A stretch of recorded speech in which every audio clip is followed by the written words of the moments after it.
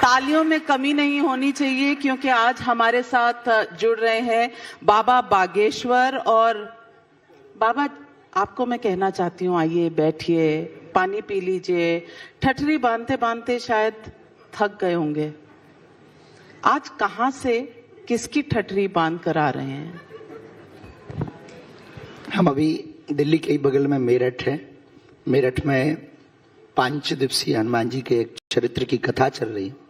उस कथा के मध्य में थे, पूरी रात उस क्रम में रहे। प्रश्नोत्तरी का एक क्रम था, सुबह तक फिर सेवा पूजा करके, जल्दी जल्दी सेवा पूजा करके आपके इस उत्सव में आने का हमें सौभाग्य मिला। और ठठरी बारना एक हमारा कोई उद्देश्य नहीं है। हमारा उद्देश्य सिर्फ ये है कि हम अपने विचारों से और अपने कार्यों से लोगों को प्रेरित कर सकें। लोग प्रेरित तो बहुत होते हैं आपसे, जहां जाते हैं भीड़ लग जाती है, और कुछ लोग परेशान भी हो जाते हैं ये भीड़ देखकर। उल्लुओं को दिन से दिक्कत होती है, कुत्तों को घी से दिक्कत होती है। हमने ऐसा सुन रखा है कि गधों को सेहत से दिक्कत होती है। अब किसी को दिक्कत है तो ये उसकी निजी परेशानी, ना कि हमारी कोई दिक्कत है। अगर हमसे किसी को दिक्कत है तो उसे मोबाइल बदल लेना चाहिए या चैनल बदल लेना चाहिए, जरूरत पड़ने पर टीवी बदल लेनी चाहिए, क्योंकि हम जैसे हैं वैसे ही रहेंगे। हम किसी की आत्मा को ठेस पहुंचाने के लिए ना बोलते हैं ना कोई कार्य करते हैं। हम अपनी संस्कृति और सनातन को बढ़ाने के लिए कार्य करते हैं, और वो मरते दम तक करते रहेंगे। बड़ी बात कह रहे हैं। मैं तो सुन रही थी, आप मेरठ में कह रहे थे कि अच्छा हुआ मेरी शादी नहीं हुई। ऐसा क्यों? हिंदू राष्ट्र बनाने में, सनातन को आगे ले जाने में शादी नहीं करनी है, ऐसा तो नहीं, ऐसा हमने कोई कमिटमेंट नहीं किया। तो शादी करेंगे? हाँ, पक्का है। कब? ये भी आप नई घोषणा मत करवा देना कि हम नहीं करेंगे। तो हमारा नंबर तो लाइनें लगी होंगी। नहीं, ये माता पिताजी, हमारे गुरुजी इस पर निर्णय लेंगे। परंतु गृहस्थ जीवन में जाना बुरा नहीं। कई बार परिस्थितियां बड़ी विचित्र होती हैं, और हमारा उद्देश्य ये है कि हमारे द्वारा ऐसा कोई कदम ना उठे जिससे करोड़ों सनातनियों को नीचा देखना पड़े। इसलिए प्रत्येक कदम बहुत धैर्यता के साथ और बहुत झाड़ फूंक करके हमें रखना है। इसलिए हम गृहस्थ में जाएंगे। मन में कुछ सोचा है, कौन कैसा? अभी ऐसा नहीं सोचा है। कब सोचेंगे? पहले कुछ संकल्प हैं, कुछ सपने हैं जो हम जगते हुए देखते हैं, उन्हें पूरा करना है। देश में संविधान है, लोकतंत्र है। जब आप हिंदू राष्ट्र की बात करते हैं तो वो हिंदू राष्ट्र क्या है आपके मन में?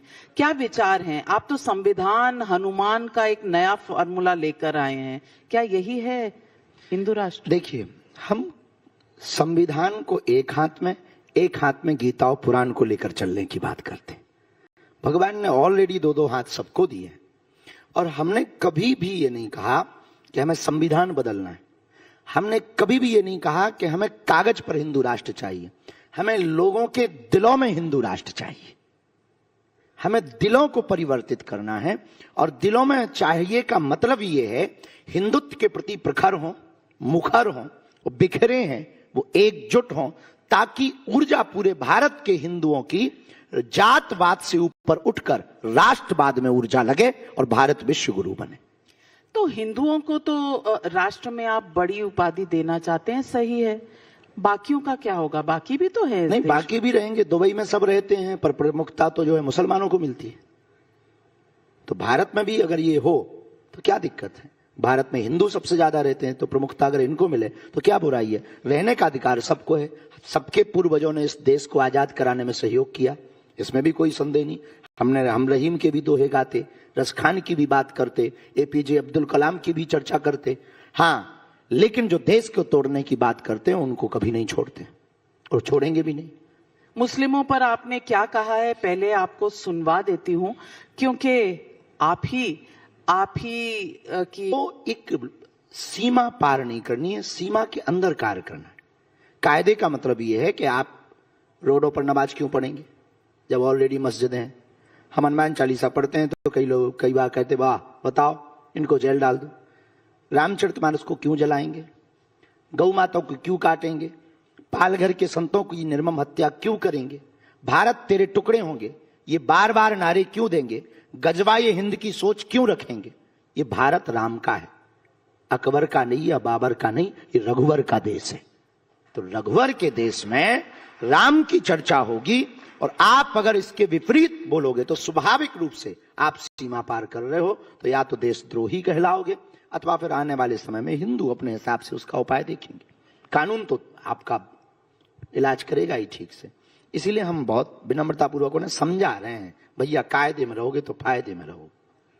तो मैं पूछना चाह रही हूँ कि अगर हनुमान का नाम ले सकते हैं तो अल्लाह का नाम क्यों नहीं ले सकते? तो बोले, हमें क्या मतलब, नहीं दिक्कत है? नहीं, हमें ना उनसे क्या दिक्कत, हमें क्या लेना देना अल्लाह से। तो रोड पे अपने बजरंग बली के ही तो इतने नाम है कि हम अपने देवताओं के ले करके जो है थके जा रहे हैं। और हिंदुओं के पास में 33 कोटि देवता हैं, उनके ही नाम ले करके वो थक जाएंगे। जरूरत पड़े तो हमें बता देना, हमें कहा एक्स्ट्रा और बना देंगे, पर उनके की लेने की क्या जरूरत है। सबको अधिकार है अपने अपने पूर्वजों को मानने का, सबको अधिकार है अपने अपने धर्म को मानने का, सबको अधिकार है अपने अपने मजहब को मानने का। हम तो यही कहेंगे, भैया अपनी अपनी पूजा करो, अपना पाठ करो, अपना जप करो, पर इसका मतलब ये नहीं है कि आप दूसरे के भगवान को नीचा दिखाओ। हमने कभी नहीं कहा और हम कभी कह भी नहीं सकते। क्यों? क्योंकि सबकी आस्था होती है, तो उनकी भी आस्था है, मुसलमानों की उनके भगवान में आस्था है, ईसाइयों की यीशु में आस्था है, उनको मानने दो। हाँ, लेकिन इसका मतलब ये नहीं कि आप ये नहीं कहोगे कि हम ही केवल उपासक हैं, बाकी सब काफिर हैं। ये भी तो नहीं कहा जा सकता। वरना हम भी तो जवाब दे सकते। इसलिए हमें उनसे कोई दिक्कत नहीं है, वो हमें समझ नहीं पा रहे। हम आदमी बहुत ठीक हैं। आप आदमी बहुत ठीक हैं, ये तो आपके फॉलोअर्स जानते हैं। और आपके तो इतने फॉलोअर्स हैं, इतने भक्त हैं कि आदमी ठीक होंगे तभी आपके भक्त हैं। अब इसका निर्णय तो अभी समय पे है।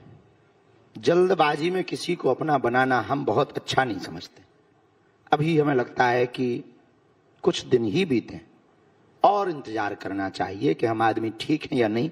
ये देश अपने आप निर्णय लेगा और हमें सही या गलत ठहरने के लिए देश की सेवा नहीं है, अपितु हमें जीते जी सनातन के लिए कार्य करके जाना है। यह हमारा ध्येय है। बाबा, सवाल लोग पूछते हैं कि आपने कहा सड़क पर नमाज नहीं पढ़नी चाहिए। उत्तर अच्छा, क्यों पढ़नी चाहिए? अच्छा, आपके ताज होटल के सामने यहाँ पे नमाज पढ़ने लगे, कैसा लगेगा?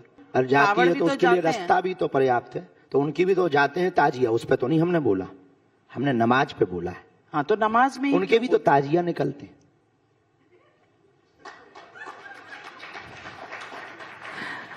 अखिलेश जी ने कहा है कि उन्हें गौशाला से बदबू आती है, उसके लिए वो इत्र को बढ़ावा देते हैं। वो इत्र वाले लोग हैं। मैंने देखा है कुछ लोग सोशल मीडिया पर लिख रहे हैं कि ये क्या बात हुई। आप इस बयान, राजनेताओं पे कोई बयान नहीं देते। क्यों, डर गए? नहीं, डरते नहीं है। जरूरी नहीं कि हर विषय पे बोला जाए। उनकी आपसी चलती रहती है नेताओं की, तो और नेता जवाब देने के लिए काफी है। लेकिन गौशाला में सचमुच बदबू रहती है। भगवान जाने कि किसकी कैसी नाक है, हमें तो नहीं आई। अपनी अपनी नाक का कमाल है। आप कभी हमारे साथ चलिए, हमें तो नहीं आती। आपको नहीं आती गौशाला में? हमें तो नहीं आती, हमारी नाक बहुत बढ़िया है। तो फिर आपको कभी इत्र की जरूरत नहीं पड़ती? नहीं, इत्र हम लगाते ही नहीं है, भगवान की बड़ी कृपा। कोई लगा दे तो मना भी नहीं करते हैं। इत्र लगाते नहीं, पर कोई लगा दे तो मना नहीं करते। पर गौशाला में हमें बदबू नहीं आती है। गौशाला में हमें अपने पुराने भारत की याद आती है। गौशाला में हमें गोविंद की याद आती है। गौशाला में हम जब जाते हैं तब हमें पता लगता है कि यही गौशाला है, ये वही गौएं हैं जिनके पीछे हमारे गोविंद भागे। गोविंद का मतलब भारत का अस्तित्व पीछे पीछे गया। गोविंद का मतलब भारत का आने वाला भविष्य पीछे पीछे गया। गोविंद का मतलब इस देश का प्रेम पीछे पीछे जिस गौ माता के पीछे दौड़ा हो, वहां हमें बदबू नहीं आती, वहां तो हमें सुगंध आती है। ये थोड़ी विचित्र बात नहीं है कि यादव जो कृष्ण जी के वंशज हैं उन्हें बदबू आती है गौशाला? हम कह नहीं सकते हैं, उनका निजी मामला है। कैसे? उनका आप तो बहुत ज्ञानी हैं। नहीं, ज्ञानी इसका मतलब ये थोड़ी कि किसी की बात विषयों पर हर विषय पे बोला जाए। नेताओं के विषय से तो हम बहुत दूर हैं। क्यों नेताओं से? आप नेता तो आप... नहीं, रास्ते सबके अलग अलग होते हैं। अब हमारे साइकिल वाले को कहो कि पर्चा बना दे, वो थोड़ी बनाएगा। लेकिन किसी हाथी वाले को कहो ये पर्चा बना दे, तो वो अपना उनका विषय, हमारा एक अलग, अपना अध्यात्म का अलग विषय। लेकिन बीजेपी वालों के साथ तो आपके बहुत अच्छे। हमारी सबसे बनती है। हमारी तो कांग्रेस में कमलनाथ जी से भी बनती है। उनकी कांग्रेस में बनती है? अब उनकी नहीं बनती है, उनका वैसा, लेकिन हमारी तो कमलनाथ जी से भी बनती, दिग्विजय सिंह जी से भी बनती, उनसे भी खूब बातें होती, उनके घर भी हम जाते, कमलनाथ जी की यहाँ कथा भी सुनाने गए, और सपा के भी 2-3 विधायक जुड़े हैं, वो भी धाम आते। तो हम किसी पार्टी के नहीं है, हमारी ऑलरेडी खुद की पार्टी है बजरंगबली की। अच्छा, हाँ, खुद की बजरंगबली की पार्टी? हाँ, बजरंगबली ऑलरेडी चल रही सदियों से, जो राम का नहीं वो किसी काम का नहीं, निशान मुकद्दर है, वोट फॉर यू। अभी हाल ही में प्रधानमंत्री जी आपसे मिले, किसी को उन्होंने ऐसा छोटा भाई तो नहीं कहा, आपको तो कहा छोटा भाई, हाथ पकड़ के कुछ कह भी रहे थे आपसे? ये उनकी विशाल हृदयता का प्रतीक है, उनका विजन और मिशन इस देश के लिए बहुत अद्भुत है, और निश्चित रूप से वो 140 करोड़ देशवासियों के प्रधानमंत्री हैं, और उनका सबके प्रति बहुत समर्पण रहता है, और स्वाभाविक रूप से उन्होंने जिन शब्दों के साथ संबोधन किया, तो हम चाहते हैं कि हमारे जीवन काल में इस गरिमा को हम बनाए रखें, और ऐसा कोई कार्य ना होवे ताकि उनकी आत्मा को या भाव को कोई ठेस पहुंचे। और वो बहुत ही सहज हैं, इस बात से सहज हैं कि अमेरिका में पहुंचने के बाद ठीक छोटे से गांव में, बुंदेलखंड का एक छोटा सा गांव गड़ा, जहां बागेश्वर बालाजी विराजमान है, उस छोटे से स्थान पर कैंसर हॉस्पिटल के उस शिलान्यास भूमि पूजन के लिए पहुंचे। तो निश्चित रूप से ये दर्शाता है कि हमारे देश का प्रधानमंत्री, हमारा देश सही हाथों में है, सही जगह पर है। जो छोटे जगह को भी बड़े बनाने का विजन और मिशन देश को सौंप दे, वही बढ़िया होता है। पर आपका हाथ पकड़ के कान में उन्होंने कुछ कहा, लोगों को जानने की जिज्ञासा है, क्या कहा? ऐसा कुछ खास कहा नहीं है, कुछ मैटर जो है गोपनीय ही रहना चाहिए, हर राज खुल जाएगा तो मामला बिगड़ जाएगा। ऐसा क्या गोपनीय कह दिया? अब तो और जाने की जिज्ञासा हो गई। देखिए, हमारे जितने दर्शक हैं, हमारी ऑडियंस है, सब जानना चाहते हैं, जिज्ञासा बढ़ा दी, सस्पेंस बढ़ा दिया आपने। नहीं, ऐसा कुछ नहीं। हम कौन सा वो फिल्म आई थी कटप्पा वाली, बाहुबली? हाँ, बाहुबली। किसने मारा? हम चाटा मारा, क्यों मारा? ऐसा कोई सस्पेंस नहीं बढ़ाना चाह रहे। बहुत सहजता के साथ में बालाजी के उन्होंने दर्शन किए। एक आध्यात्मिक रूप, जो बारीकी के साथ एक आध्यात्मिक रूप होना चाहिए, वो यशस्वी माननीय प्रधानमंत्री जी के अंदर है। और एक आध्यात्मिक रूप के साथ जब वो माता जी से मिले, तब बड़ी अद्भुत बात ये थी कि बेटा कैसा हो वो माननीय प्रधानमंत्री जी के अंदर है, और देश का नायक कैसा हो वो छोटे से गांव जाकर के कैंसर हॉस्पिटल का भूमि पूजन करके उन्होंने बताया। सर्व गुण हैं उनकी, वो सहजता, उनका वो विजन, उनका वो चलना। हमें यूं लगता है, किसी को बुरा भी लग सकता है, और ये कोई तारीफ के कसीदे नहीं पढ़े जा रहे हैं, वो किसी दल के आदमी नहीं है, वो दिल के आदमी है। बड़ी बात कह दिए। राहुल गांधी के दिल में नहीं जा पाए? राहुल गांधी के दिल में शायद नहीं है मोदी जी? कह नहीं सकते हैं, वो उनका अपना अपना विषय। अब आप बहुत पीछे हट जाते हैं। नहीं, हम कभी भी हमने ऐसे बयान दिए नहीं नेताओं पे। नहीं, पर आपने कहा सबके दिल में, तो राहुल गांधी भी तो भारतीय हैं, उनके भी दिल में होने ऐसे जरूरी नहीं है कि सबको स्वीकार उगती हो। हम यहाँ बैठे हैं तो कई लोगों के दिमाग भी खराब होंगे, इसी हॉल में खराब हो। अरे आ गया, अब ये क्या बोलेगा, अब ये हिंदू मुसलमान करेगा, अब ये नया करेगा, देख लो जरा, इनके भी मजे ले लो, ये भी आजकल खूब ट्रेंड में चल रहे हैं। तो कई लोगों के ऐसे सांप लौट रहे हैं, कई लोग इसीलिए इसी चक्कर में वो हंस भी नहीं पा रहे हैं। कब पूरा निकले सेशन, कब जावे। कुछ तो ताली तब बजाएंगे जब कोई नया आएगा।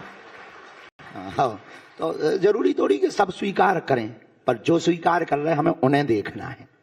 इन जो नहीं स्वीकार कर रहे उनके चक्कर में कम से कम जो स्वीकार कर रहे उन्हें तो ना भूल जाएं।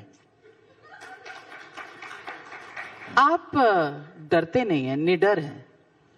नहीं, इतने ज्यादा भी निडर नहीं कि आप शेर के पिंजरा में फेंक दो। निडर है, पर इतने निडर नहीं है कि अब आप लोग मिसाइल में लगा दो कि जा पाकिस्तान बॉर्डर पे खड़ा हो जा। तो थोड़ा विचार करना पड़ेगा। हाँ, ये है बेबाक है। बेबाक का मतलब हमारे यहाँ कोई कमी नहीं है और कोई अवगुण नहीं है। जो है वो सामने भी है, अंदर जो है वो बाहर है। तो इसलिए हम निडर हैं, और हमें लगता है हनुमान जी का भक्त ऐसा ही होना चाहिए, क्योंकि ना किसी से लेना है, उधो का लेना नहीं, माधो का देना नहीं, तो डरना किस बात का। बिल्कुल। और बजरंगबली का जो भक्त हो, वो तो नासे रोग हरे सब पीड़ा। हनुमान जी की दया। योगी जी ने अपने एक पॉडकास्ट में ऐसा क्या कह दिया कि विरोधी खेमे में आग लग गई है। खासकर संभल ही सच है और मथुरा में कोर्ट उन्हें रोके हुए हैं। आपको क्या लगता है, कोर्ट की वजह से सब कुछ रुका हुआ? कोर्ट, देखो, यह देश की व्यवस्था न्याय प्रणाली से चलती है, संविधान से चलती है। न्याय प्रणाली में सर्वे तथ्य जो कहेंगे वही बाहर निकल करके फिर कोर्ट में बैठे हुए जो माननीय जज हैं वो निर्णय देते हैं। बार बार न्याय प्रणाली पर, कोर्ट पर या सर्वे पर उंगली उठाना निश्चित रूप से आप संविधान की अवहेलना कर रहे हैं। तो न्याय व्यवस्था ने कहा कि वहां राम जी थे, तो सच में वहां राम जी थे ही और वो निकल आए। अब न्याय व्यवस्था, हमें भरोसा है भारत की न्याय व्यवस्था पर कि काशी में कहेंगे कि यहां शिव जी थे तो देखना कि अभिषेक होके रहेगा। और मथुरा में तो है ही है, और संभल में जो जुगनू जग गई है। इस बात से हमको दुख लगा कि अगर आप गलत नहीं हैं तो आपको पत्थर मारने की क्या जरूरत है। हम जैसे गलत नहीं हैं तो आप चाहे जहां ले चलो, चाहे जहां से हमसे प्रश्न पूछो। अभी आप सबमिट में लेवा ले आए, हम तो कहते हैं छत पे भी टांग दो। तो जैसे हैं हम वैसे ही बोलेंगे, चाहे इनके सामने बैठा दो और चाहे आप अंग्रेजों के सामने बैठा दो जिन्हें कुछ समझ में भी नहीं आए, तब भी हम ऐसे ही बोलेंगे, क्योंकि हम जैसे हैं हम वैसे ही तो रहेंगे। उसी प्रकार संभल में जो है वो तो निकल करके ही रहेगा। आप पत्थर मार करके ये सिद्ध करना चाह रहे हो कि हम जो है कानून के साथ नहीं है, संविधान के साथ नहीं है। इससे सिद्ध होता है कि इनकी दाल में काला नहीं है, इनकी दाल ही काली है। ये काली दाल कब से पसंद आने लग गई विरोधियों को? काली दाल पता नहीं है, उनको तो हमेशा से आती रही। इस देश में मंदिरों को तोड़ करके मस्जिदें बनाई गई। अकबर के समय में, बाबर के समय में, औरंगजेब के समय में। शुभ समय है, सनातन का स्वर्णिम काल चल रहा है, सनातन का वर्तमान में गोल्डन टाइम चल रहा है। हिंदू जाग रहा है, हिंदू अपनी भावनाओं को कंट्रोल में रखकर अपनी बात को प्रखरता के साथ, मुखरता के साथ रख रहा है, और हिंदू के अंदर हिंदुत्व जाग रहा है। ये सबसे बड़ी उपलब्धि इस देश की है कि देश एक नई क्रांति की तरफ है। अब तक देश में ओम देव हो शांति रंतरक्षगुं शांति, पृथ्वी शांति, रापा शांति जैसे मंत्रों का पाठ किया गया। अब एक देश नई श्लोक की यात्रा पर निकला है। ओम देव हो क्रांति रंतरक्षगुं क्रांति, पृथ्वी क्रांति, रापा क्रांति की यात्रा पर देश निकला है। ये हिंदुओं को घटने नहीं देंगे का क्या मतलब है? क्या करेंगे? कोई प्लान है?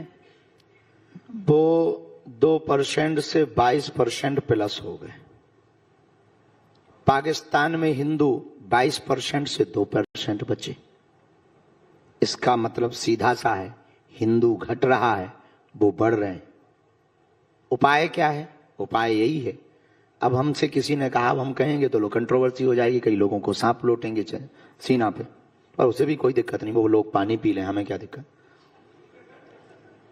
सरकार ने कहा बच्चे 2 ही अच्छे, हमें अच्छी बात लगी। बच्चे, खैर अपने तो ऐसा भी कोई सिस्टम नहीं है, पर बच्चे 2 ही अच्छे, पर चच्चे के 30-30 बच्चे क्यों?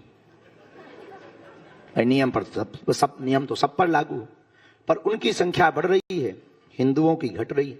घटने के कारण कोलकाता में आप दुर्गा पंडाल लगाने में दिक्कत, कोलकाता की डॉक्टर बिटिया का कांड, मणिपुर लगातार जल ही रहा है, बहराइच की घटना अभी कुछ दिन पहले ही घटी, नूह मेवात की घटनाएं लगातार घटी ही घटी, कन्हैया लाल दर्जी राजस्थान में बेदर्दी के साथ मारा गया, चाकू मारी गई, हेमराज नाम के बालक को भी मारा गया, गाय की पूंछ काट करके भीलवाड़ा में राजस्थान में चढ़ाई गई हनुमान जी के ऊपर। ये पूरे सिस्टम बता रहे हैं कि हिंदू बटा हुआ भी है, हिंदू घटा हुआ भी है, हिंदू डरा हुआ भी है। तब तो अपने ही राम के राष्ट्र में 500 सालों तक अपनी ही लड़ाई लड़ने के लिए वो कोर्ट का सहारा लेता रहा, और कोर्ट से जीत कर जब आया तब वो राम मंदिर बना पाया, तब वो रामलला को बैठा पाया, जहां रामलला ऑलरेडी थे ही, अभी कृष्ण जन्मभूमि मिली नहीं है। इससे सिद्ध होता है हिंदू घट रहा है, हिंदू बहुत डरपोक है, हिंदू बहुत बुजदिल की स्थिति में है, इसलिए इन परिस्थितियों का निर्माण हुआ है। इसीलिए हम चाहते हैं हिंदू घटे ना, हिंदू मिटे ना, हिंदू टूटे ना। ऑलरेडी 1947 में मजहब के नाम पर जब भारत का एक टुकड़ा जा चुका, पाकिस्तान बन चुका, तो शेष बचे हुए टुकड़े को हिंदू राष्ट्र बनाने में क्या दिक्कत है? लेकिन 20%, 80% जो है वो 20% से डरा क्यों हुआ है, बुजदिल क्यों बना हुआ है? इसीलिए डरा हुआ है क्योंकि उनके छोटे छोटे बच्चे भी संविधान को मिटाने की ताकत रखते हैं और उनके हाथों में हथियार होते हैं। हिंदू सिर्फ माला में ही फंस गया, भाला छूट गया। इसीलिए ये हाल है। सबके हाथों में तो नहीं होते इस तरह के। सबके हाथों में नहीं होते, पर एक दो के ही हाथों में, उनके में तो बम आते हैं ना, उनके तो बम आते हैं। बम में ये एक दो हॉल तो ऐसे उड़ ही जाएंगे। नहीं, पर 80% होने के बावजूद आप कह रहे हैं हिंदू उसके पीछे घट रहा है। कारण है। यहां हिंदू है ही कौन? या तो ब्राह्मण है, या क्षत्रिय है, या वैश्य है, या जाट है, या बर्मा है, या शर्मा है, या गुर्जर है। पहले ये हिंदू तो बने, कट्टर हिंदू तो कहलाएं, तब तो भारत के उन लोगों को पता लगेगा। तो या तो ये क्षेत्रवाद के नाम पर बंटते हैं, या फिर ये भाषावाद के नाम पर बंटते हैं, या फिर ये जातिवाद के नाम पर बंटते हैं। इसलिए इस देश में हिंदू नहीं है, या तो कोई क्षेत्रीय वाला व्यक्ति होता है, या कोई जात वाला हिंदू होता है। जिस दिन जातवाद से, कास्टिज्म से ऊपर उठकर राष्ट्रिज्म की तरफ ही भारत का हिंदू जाएगा, उसी दिन 20% वालों को पता लगेगा हिंदू भी कम नहीं है। लेकिन अगर आप कह रहे हैं, विरोधी दलों का तो कह रहे हैं कि कास्ट सेंसस चाहिए, पीडीए चाहिए, हमें रिजर्वेशन चाहिए, आरक्षण होना चाहिए पिछली जातियों के लिए। तो ये सब गलत है क्या?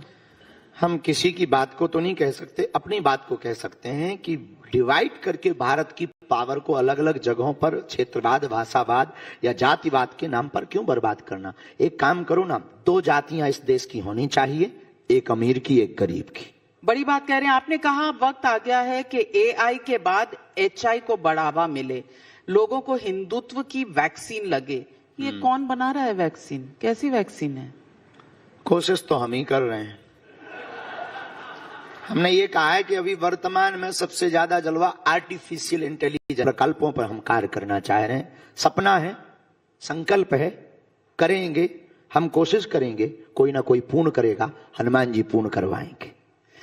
ये जो वैक्सीन बन रही है, इसकी लेबोरेटरी कौन है और किस पर टेस्टिंग कर रहे हैं? अभी टेस्टिंग तो खुद ही पे चल रही है, और इसके बाद में फिर धीरे धीरे बताएंगे, सिंपल बाद में आएंगे। तो आप यात्रा भी कर रहे हैं, जहां जा रहे हैं यात्रा कर रहे हैं, लोग परेशान हो रहे हैं। अब आप दिल्ली से भी एक यात्रा शुरू करने वाले हैं, ब्रज यात्रा। इस देश में यात्राएं ही सफल हुई। राम की वनवास यात्रा, महात्मा गांधी की दांडी यात्रा। इससे सिद्ध होता है कि देश यात्राओं का है और देश में यात्रा सफल होती है। भारत जोड़ो यात्रा, बहुत सी यात्राएं हैं। वो भी तो थी रथ यात्रा, कलश यात्रा। तो राम मंदिर के लिए भी एक यात्रा निकली थी।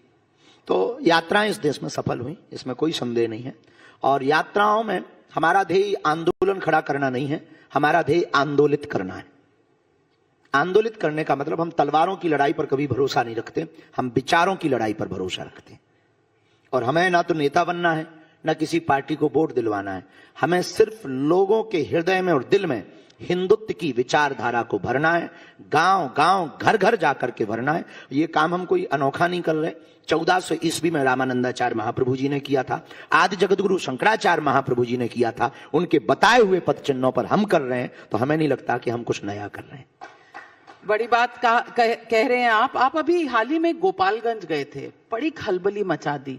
ऐसा लगता है कि लोगों का कहना आप बीजेपी के एजेंट है, जहां जहां चुनाव होता है वहां वहां आपके कदम पड़ जाते। मेरठ में चुनाव है, आने वाला है 27 में। तो 27 तो ऐसे तो पूरे देश में आने वाले हैं। मतलब हम घर से ही ना निकले। धन्य है विचारधारा के लोग। क्या विचार है, हमारे बाल बच्चे भूखे मरे हैं? अरे चुनाव तो पूरे देश भर में है और आते ही रहते हैं। हम तो पूरे देश में भ्रमण कर रहे हैं। जहां अभी हम मुंबई जाने वाले 3 तारीख से, वहां पर 14 तारीख तक कथा है। बागेश्वर हनुमान जी की प्राण प्रतिष्ठा है 14 तारीख को। अब बताओ, वहां तो नहीं है चुनाव, लेकिन हम वहां जा रहे, वहां की कोई बात ही नहीं कर रहा। ये लोग जो कुछ हैं, उन महापुरुषों को कहेंगे भैया हमको राजनीति से दूर रखो, हम ना काऊ के एजेंडा फेजेंडा है, हमारी खुद की पार्टी बनी धरी है, हम काऊ की पार्टी के खिलाने क्यों जाएंगे और हमारा क्या फायदा उसमें। साधु किसी का नहीं होता है, गंगा किसकी है? जो जाए उसकी है। सूर्य किसके हैं? जो रोशनी ले उसकी है। चंद्रमा किसके हैं? जो भाई शीतलता ले उसकी। हवा किसकी है? जो भाई सूंघे उसकी है। उसी प्रकार बागेश्वर बाबा किसके हैं? जो आए उसके हैं। आपकी पदयात्रा कभी यूपी में, कभी बिहार में, कभी एमपी में, लोग पूछते हैं कहीं आप ऐसा तो नहीं चक्कर चल रहा कि आप खुद की ही पार्टी बना डालें? ना, मैं नहीं बनाना है। क्यों डरते? जब बनी बनाई है, अब क्या हलवा बनाएंगे? ऑलरेडी बनी बनाई है, आदिकाल से बनी हुई है हनुमान जी के नाम की। और हमको पार्टी इसलिए नहीं बनानी है कि अध्यात्म और राजपीठ दोनों अलग अलग हैं, व्यासपीठ और राजपीठ दोनों अलग अलग हैं। दोनों देश को चलाने की व्यवस्था है। धर्म से राजनीति चलती है, पर राजनीति से धर्म नहीं चलता है। बाप को, भाई बेटा बाप को ना माने तो बाप की क्या गलती? अब कोई बेटा बाप को ना माने तो इसमें बाप की क्या गलती? अब कोई पत्नी पति को ना माने तो पति क्या कर ले? अब वो पत्नी के तो संस्कार ऐसे होंगे। लेकिन देश में जो आपके रिश्ते हैं अपने मानने से तो नहीं हो जाते ना, अगले को इसीलिए हम मानना पड़ता है। थोपते भी नहीं है कि माने, हमने थोपा भी नहीं उनके ऊपर कि माने। उनको भी रहने का अधिकार है, भजन करने का अधिकार है, भजन पूजन करें, कायदे में रहें, बस छेड़ेंगे तो छोड़ेंगे नहीं। बाप रे, बड़ी बात है। नहीं, कोई बड़ी बात नहीं है। हम कौन सा कानून है कि हमें मारना पीटना है? अगर वो छेड़ेंगे तो हम आवाज उठाएंगे। कल तक हिंदू चुप थे, अब हम चुप नहीं बैठेंगे, बस ये बात है। ना हमें हिंदू मुसलमान चाहिए, ना हमको हिंदू ईसाइयत चाहिए। हम इस देश में युद्ध नहीं चाहते, हम इस देश में पुनः बुद्ध चाहते हैं। इसीलिए वो कह रहे हैं कि मुसलमानों को देश में पीड़ित करने का, डराने का काम चल रहा है। अब वक्फ का बिल आ रहा है, वक्फ में संशोधन हो जाएगा, क्या ये डराने के लिए हथियार है? नहीं, बात ये है कि देखो भाई, अगर मुसलमानों को डराने का काम चल रहा होता तो आप विचार करो, संख्या बढ़ती। 100 मुसलमानों के बीच में एक हिंदू सुरक्षित नहीं है, लेकिन 100 हिंदुओं के बीच में एक मुसलमान सुरक्षित है। ये हम लोगों की उदारता है। ये तो योगी जी की लाइन थी, आपने ले ली? नहीं, हमने नहीं ली लाइन। तो शब्द तो किसी के नहीं होते, सबके होते हैं। चलो दूसरा सुनो, अपनी सुन लो। भारत में मुसलमान बढ़ रहे हैं, पर पाकिस्तान में हिंदू घट रहे हैं। अब बताओ डरा हुआ कौन है, हम या वो? तो ये उनके जो लोग कह रहे हैं, उन लोगों को दिमागी दिक्कत है। इस प्रकार की बातें उन्हें बोलने से बचना चाहिए। लेकिन आप बाकी मानते हैं कि वक्फ बोर्ड हट जाना चाहिए? आपने तो सनातन बोर्ड की भी बात की थी, क्या सनातन? नहीं, हमने उसमें सुधार कर लिया। सुधार चाहिए वक्फ बोर्ड? मैंने हमने सुधार कर लिया खुद ने। अच्छा। अपने ही बयान पे सुधार किया। अच्छा। अगर सनातन बोर्ड बनाएंगे तो वक्फ बोर्ड को पक्का कर देंगे। अगर सनातन बोर्ड बनेगा तो वक्फ बोर्ड पक्का हो जाएगा। इसलिए हमने निर्णय लिया कि हमें सनातन बोर्ड नहीं चाहिए, वक्फ बोर्ड भी नहीं चाहिए। अच्छा, तो संशोधन नहीं, वक्फ बोर्ड नहीं चाहिए ही नहीं। क्या जरूरत है? पाकिस्तान में तो हिंदू बोर्ड नहीं है, वहां भी तो अल्पसंख्यक है हिंदू। बांग्लादेश में तो हिंदू बोर्ड नहीं है, वहां भी तो हिंदू रहते हैं। मॉरिशस में नहीं है, फिजी में नहीं है, म्यांमार में नहीं है, कंबोडिया में नहीं है, इंडोनेशिया में नहीं है, बर्मा में नहीं है। जब वहां नहीं है तो यहां क्यों है? हमने खुद सुधार क्योंकि वो अल्पसंख्यक है उन देशों। तो उन देशों में भी तो अल्पसंख्यक है हिंदू। आज तक भारत के मुसलमानों ने आवाज ना उठाई। तो अभी तक तो संशोधन वक्फ बोर्ड में और वक्फ बिल में संशोधन की बात चल रही है। आप कह रहे हैं वक्फ बोर्ड ही हटा दो? ठीक है, पहले हाथ पकड़ेंगे फिर पूरा शरीर पकड़ेंगे। ये आपकी चेतावनी है? नहीं, चेतावनी नहीं, भगवान से प्रार्थना है। हम कौन सा सरकार है? प्रार्थना है और रास्ता दिखाना, गुरु का काम मार्ग देना है। तो आज आपकी कोई नव भारत की वो देखेंगे कॉन्क्लेव, तो वो समझ जाएंगे कि अगला रास्ता ही है।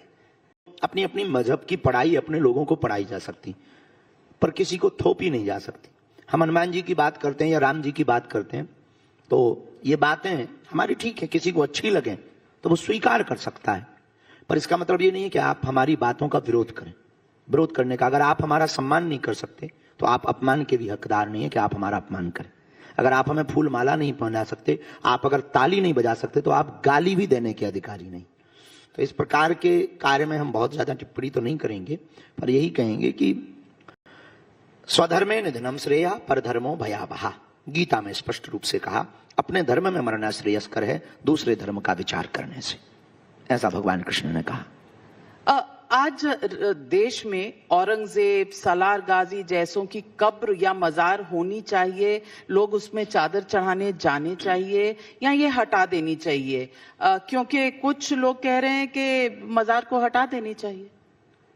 देखो, चादर के विषय में उनकी निजी आस्था है, पर कब्र के विषय में हम कह सकते हैं कि विदेशी आक्रांता देश को तोड़ने वाला इस देश में महान नहीं हो सकता, भारत को जोड़ने वाला ही महान हो सकता है। लेकिन उन्होंने कई अच्छे काम भी किए और लोग कहते हैं कि इतिहास में अच्छा, दो ठैया थप्पड़ कोई आपको मार दे फिर पानी पिला दे, आप क्या याद रखोगे, थप्पड़ या पानी? अगर आप बाबा हो आपके जैसे तो पानी याद। नहीं, हम तो भैया दूर से ही राम राम। तो बहन जी, हम यही प्रार्थना करना चाह रहे कि उसने पहले मंदिर तोड़े, फिर बाद में एक दो बनवा दिए अच्छा दिखने के लिए। इसलिए हमें लगता है कि ये सोची समझी बुद्धि का बहुत तेज रहा होगा, तो उसने बहुत अच्छी तरीके से बुद्धि का प्रयोग किया। पहले देश को तोड़ा, फिर दो मंदिर बना करके ये मैसेज भिजवाया कि हम देश को जोड़ने के लिए आए। हमें लगता है ऐसी सोची समझी हुई साजिश को पूर्णतया, और फिर भारत में अकबर, बाबर और औरंगजेब का क्या काम है? अपने छत्रपति भी शिवाजी महाराज कम है क्या? छत्रपति संभाजी महाराज कम है क्या? हमें लगता है कि उसकी आवश्यकता नहीं। लेकिन लोग कहते हैं इतिहास को मिटाया तो नहीं जा सकता, इतिहास में नहीं, मिटाया नहीं जा सकता पर बदला जा सकता। भारत इसीलिए तो जाना जाता है। इतिहास को कैसे बदलेंगे? नहीं, सुधार करके बदला जा सकता। आप भविष्य को बदल सकते हैं। नहीं, सुधार करके बदला जा सकता है। मान लीजिए कहीं पर कोई गलती भूल इतिहास में हो गई हो, तो वहां पर सुधार करके नई चीज रख देनी चाहिए, अपने आप बदल जाएगा। लेकिन जो लोग औरंगजेब को मानते हैं कि औरंगजेब पर हाँ, तो अपने घर पे उसकी कबर बना लें, कोई दिक्कत नहीं। अब मानते हैं तो हम क्या करें? अब आप रोड पे थोड़ी बनाओगे या फिर नव भारत टाइम्स के आप स्टूडियो के सामने बनाओगे, अपने घर पे बना ले। बागे सुधाम पे थोड़ी बनाओगे। जो मानते हैं, जैसे हम हनुमान जी को मानते हैं, तो हम रोड पे थोड़ी बनाते हैं। अब अपने घर पे ही रखें, बागे सुधाम पे ही रखें। बढ़िया, मैं जो श्रद्धावान है उनके घर पे बालाजी को ले जाते हैं, लो भैया दर्शन करो, पूजन करो, भजन करो। तो जिनको भी उनसे श्रद्धा प्रेम हो वो अपने घर में डाल लें, झंझट खत्म। लेकिन वो कहते हैं कि आप एक धर्म विशेष को टारगेट करते हैं। नहीं, ये टारगेट करना नहीं है। धर्म विशेष को टारगेट करते तो ये पीजे अब्दुल कलाम को थोड़ी स्वीकार करते। धर्म विशेष को टारगेट नहीं करते हैं। रहीम रसखान के थोड़ी गीत गाए जाते। ना, हम उन चीजों को टारगेट करते हैं जिन्होंने देश को तोड़ा है, और ये टारगेट करना सही टारगेट है, यही असली निशाना है। संविधान कहता है कि खाने पीने, घूमने, रहने की आजादी है, लेकिन नवरात्रि में कुछ लोग चाहते हैं कि मीट बैन हो जाए 10 दिन के लिए। इसे आप कैसे देखते हैं? देखो, खाने पीने स्वतंत्रता सबको है, इसमें कोई संदेह नहीं है, पर इस देश की व्यवस्था के हिसाब से हम खाएं पिएं। देखो, दो प्रकार के लोग होते हैं, एक होते हैं खाते पीते घर के, एक होते हैं पीते खाते घर के। पर हमारे दोनों में फर्क क्या है? खाते पीते घर का मतलब है बढ़िया बड़े घराने से है, पर पीते खाते का मतलब है कि लेते भी हैं। तो दोनों में ही थोड़ी में ही अर्थ बदल जाता है, अर्थ तो तत्क्षण बदल जाता है। एक जैसे किसी लड़की के लिए लड़का देखने जाओ तो कहो भाई कैसा है वो लड़का, हम बेटी का विवाह करना चाहते हैं, खाते पीते घर का है। लेकिन उसी में ये कह दो पीता खाता है तो गड़बड़ हो जाती। तो पीते खाते खाने वाले लोग स्वतंत्रता है, लेकिन भैया हमारे पीने खाने से किसी को ठेस ना पहुंचे, किसी की आस्था भंग ना होवे, किसी की श्रद्धा ना टूटे, ऐसा पीना खाना नहीं चाहिए। तो हमें लगता है कि बैन होना उचित है। तो फिर संविधान का क्या करें? संविधान का क्या करें? नहीं, संविधान में तो 125 बार से ज्यादा सुधार हो चुका ना, अब इसमें भी संशोधन हो जाए। अगर हो जाए संशोधन तो क्या बुराई है। दूसरी बात, जब आपने कहा कि आप काफी विवादों में रहते हैं, हमने अपनी कुंडली तो दिखवाई नहीं है, पर बिना देखे हम ये कह सकते हैं कि उच्च के ग्रह में मीडिया और विवाद रखा हुआ है। आप दोष भी हमें ही दे देते हैं और हमारी वजह से आपकी पूरी दुनिया में चर्चा हमारी पहुंचती है। ये हमारे जीवन का सबसे बड़ा श्रेय है, और इस भारत का जो चौथा स्तंभ है मीडिया, उन सब का स्नेह है कि हम अपनी बातों को रख पाते हैं आपके माध्यम से पूरे भारत के सामने। इसके लिए हम जीवन पर्यंत तक ऋणी रहेंगे मीडिया के, इसमें किंचित मात्र संदेह नहीं। पर हम अपनी कुंडली की बात बता रहे हैं।